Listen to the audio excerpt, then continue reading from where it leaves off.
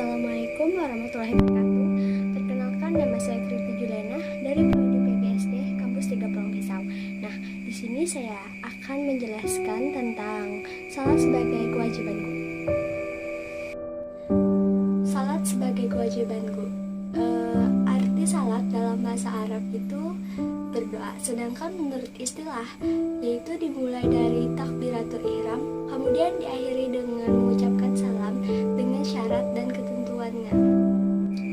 Salat merupakan ibadah yang wajib dilaksanakan oleh umat Islam, sebab perintah ini langsung diterima oleh Nabi Muhammad SAW. Selanjutnya ada macam-macam sholat. Yang pertama ada sholat fardu, yang kedua ada sholat sunnah. Nah, sholat fardu ini adalah apabila dikerjakan akan mendapat pahala dan apabila ditinggalkan akan mendapat dosa. Sedangkan sholat sunnah ini apabila dikerjakan akan mendapat pahala dan apabila ditinggalkan tidak mendapat dosa. Contoh dari sholat sunnah ini adalah misalkan tahiyatul masjid, terus sholat rawatib, sholat id, dan sholat tarawih. Kemudian ada sholat fardu. Nah, sholat fardu ini misalkan seperti maghrib, isya, subuh, asar, zuhur. Hikmah sholat itu terdiri dari 5 macam. Yang pertama, membawa ketentraman hati. Nah, maksudnya membawa ketentraman hati itu misalkan sebelum kita sholat itu kita merasa hati itu seperti banyak pikiran, terus pikiran itu kemana-mana, gelisah, terus dengan kita melakukan sholat maka semuanya itu akan membuat hati kita damai, tenang. Terus yang kedua ada mencegah dari perbuatan keji dan munkar. Nah, maksudnya itu seperti kita bergosip, menggibah, terus berbohong. Nah, seperti itu, dan itu harus dihindari gitu.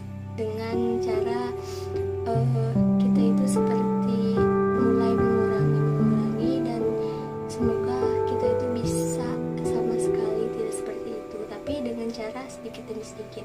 Kemudian yang ketiga ada melatih pembinaan disiplin pada diri sendiri. Nah, misalkan bila kita itu menjalankan sholat, misalkan pada sholat zuhur. Nah, sholat zuhur itu kan harus tepat waktu. Nah, jadi ketika orang azan itu kalau bisa lalu mengambil wudhu dan sholat seperti itu. Terus yang keempat ada membina kebersamaan. Nah, membina kebersamaan itu seperti misalkan bila kita itu sholat berjamaah.